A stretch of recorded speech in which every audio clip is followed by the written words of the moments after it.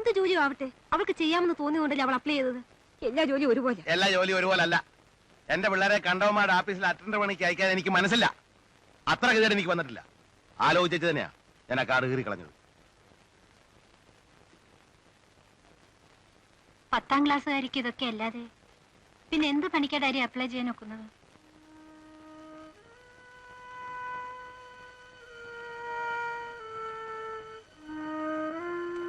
എവിടെയെങ്കിലും പോയി എന്തെങ്കിലും ഒരു പണി ചെയ്ത് ജീവിക്കാന്ന് വെച്ചാ അങ്ങനെ എവിടെയെങ്കിലും ഒക്കെ പോയി എന്തെങ്കിലും ഒക്കെ ചെയ്ത് ഇപ്പൊ ജീവിക്കണ്ട.